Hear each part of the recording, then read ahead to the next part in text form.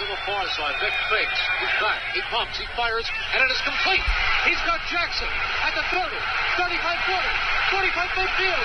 Jackson running at the 30, at the 20. Jackson at the 10. Stepped over a man. He's going to walk in for the touchdown. Welcome back to the main event on WHIP, Philly's #1 college radio station. Chase Sr. taking you up until 12 o'clock. We'll be followed by Stadium Talk. Our next guest does a fantastic job of covering the Philadelphia Eagles for Comcast Sportsnet, and that is one Rueben Frank. Rueben, it's Chase Sr. on the main event. How you doing?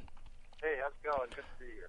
Thanks for joining us. We really appreciate it. Let's get to the action. Chip Kelly was the most exciting offseason coaching hire in the NFL, and many people are very excited to see what his offense will look like in real game action and if it can transition to the NFL. He's certainly done some unconventional things, and you've seen that firsthand, but the players in the front office seem to really like him. Can Chip Kelly be a successful NFL head coach? Be a successful head coach? Jury's out. We'll see. He's following a guy who won 6 division titles, 10 playoff games, went to the Super Bowl. So, right now it's all just speculation. This guy's trying to do something that's been done very, very rarely in NFL history, which is become a successful head coach with no playing or coaching experience. And Jimmy Johnson did it with the Cowboys, then Barry Switzer did it as well with the same team. But it's very rare, and there's a reason. Very, very difficult. Different game, different rules, different size ball, different kind of players. Right. He's a smart guy. He seems to understand what he can bring from the college game and what he can't. He seems to understand what will translate and what won't. But knowing that and then making it happen and having the right players and avoiding injuries, and there's just so many factors. I think he's done mostly the right things so far. But it's going to be, listen, they haven't won a championship in more than half a century in this city. So can he be the guy that ends that drought? It's possible. Time will tell. Now, Mike Vick and Nick Foles went head-to-head for the starting quarterback position in training camp, and both had pretty impressive preseasons, but in the end, it was Mike Vick that won the starting job, and it looks as though he has really stepped up as one of the team's focal leaders on and off the field. How much of Vick rising up to be a leader helped him in winning the quarterback job? No, I think it definitely did, and it comes naturally to him. He doesn't try to be a leader. He doesn't go out and say, I'm going to speak up here, and it's going to help me win the job. It's something that comes very. I've been doing this a long time, and I would say Mike's the most natural leader I've ever seen. Wow. People gravitate toward him.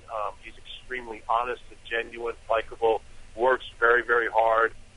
So he's the kind of guy that people gravitate to. And when the Riley Cooper situation happened back in late July. Michael just very naturally kind of assumed that leadership role. He just carries himself. When there's a presidential election, they do polls, which candidate is the most presidential. Right. And it's that vague kind of thing.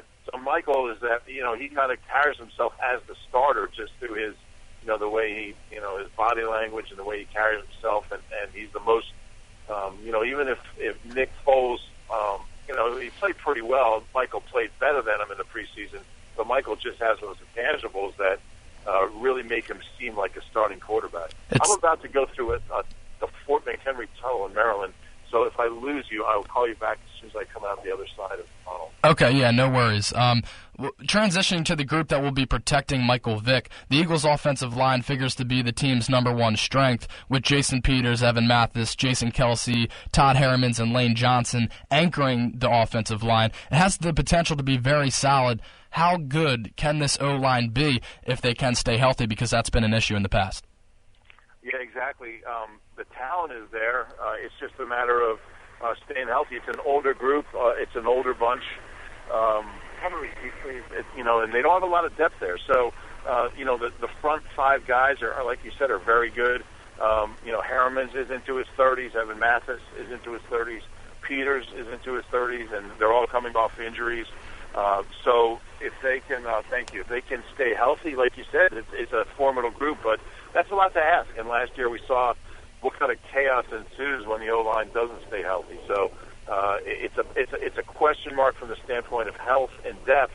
if they can keep those 5 guys together and healthy, they could be very, very good. Now, first-year defensive coordinator Billy Davis has a solid group of young defensive linemen on the roster. But in the 3-4, which the Eagles are making a transition to, it's up to the linebackers to penetrate the line of scrimmage and blitz the quarterback.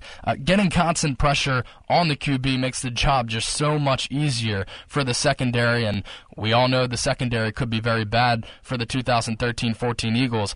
Who do you see rising from that crop and producing sacks? Because you got Trent Cole, who's going from a down lineman to a linebacker, and the same can be said for Brandon Graham as well. Yeah, exactly. It's a great question. I think Michael Kendricks is the one guy. Kendricks and Barwin are the 2 linebackers that you really, feel like they're a good fit there. And, Trent Cole's trying to do something that's really tough to do at this stage of his career. Brandon Graham played some linebacker in college, but it's still a big transition for him. That's a position where they just don't have.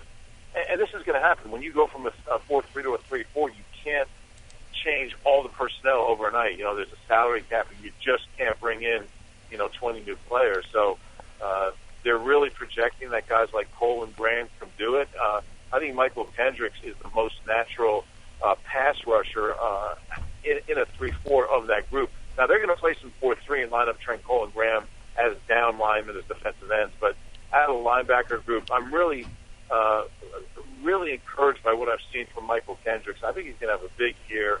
I think you'll see him in that 6 to 8 sack range. I think he's a very good pass rusher with his speed and athleticism and strength. He's a guy I think you see have a breakthrough season. Rueben Frank of Comcast Sportsnet, who covers the Philadelphia Eagles on a daily basis, joins us on the Main Event on WHIP, Philly's #1 college radio station. And Rube, we just got done talking about the defense. Vinny Curry is a name that not a lot of people really recognize, and when I went back and watched a lot of tape from the preseason, Vinny Curry was able to penetrate the line of scrimmage and get a lot of pressure on the quarterback, especially in passing situations. You mentioned Michael Kendricks, but is Vinny Curry a guy that can rise from the crop and produce a lot of sacks for this defense? Yeah, the one issue with Vinny is his run defense is great. So you line him up in a 3-4, your defensive ends really need to be very good run stuffers, and that's why he's not going to be starting. I mean, he's kind of a situational guy, but you did see in the preseason that his pass rush ability is really. I thought he did pretty good last year. He didn't even play a snap in the first 10 games, but pressures when he started playing. I think you'll see him. I think you'll see him in 3rd and long, and see him in those nickel situations. I think you'll see him. I think they're going to play a lot of 4-3 in nickel, and you'll see him in those situations.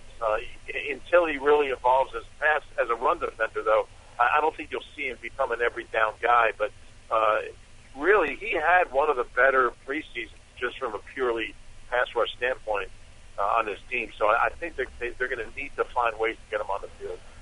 Now, you talked about Michael Kendricks being the player on the defensive side of the rock that could turn a lot of heads. Who's a player on the offensive side of the ball that you see breaking out and having a big year? I know you're really high on LaShawn McCoy this year.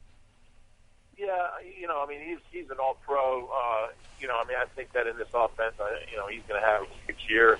As far as a guy to really come out of nowhere and break out that way, I think Damaris Johnson. We talk about what he can do in the punt return game and the kick return game, but I think Damaris Johnson can do a lot of good things on offense. And I think he caught like 19 passes as a rookie, which is pretty good for a kid who's undrafted, hadn't played football the year before. He's so fast. You can't really play him with Deshaun in 2 wide receiver sets because they're both so small. But I think they'll line him up in the slot. I think they'll line him up in 4 wide situations. I think they'll give him the ball out of the backfield, running the ball. I think you'll see Damaris Johnson actually surprisingly kind of become a big part of this offense. He can do a lot of things. He's fast, and he's a good fit in this offense. The Eagles and Redskins are set to kick off tonight at 6:55 on Monday Night Football. Moving to that matchup tonight, how do you see things playing out, and do the Eagles have any chance of kind of upsetting the Redskins and winning this ballgame? Yeah, I think they do, and I don't think it's that far-fetched. The Redskins have a quarterback that didn't take a snap in the preseason, coming off an injury. We saw with Michael Vick last year how much it hurt him to have very, very limited preseason playing experience. He said he felt rusty up until about week 3 or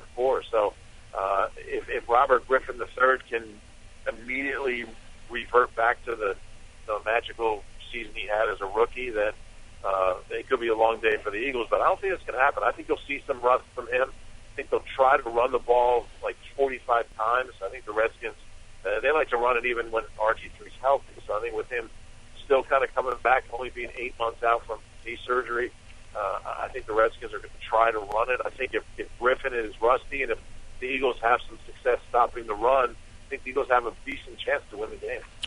All right, well, Rube, we thank you so much for joining us on the main event on WHIP. And before we let you go, why don't you tell our listeners where they can find you on Twitter? Well, I appreciate that, Chase. Yeah, it's Rube CSN, ROOB CSN is my Twitter handle.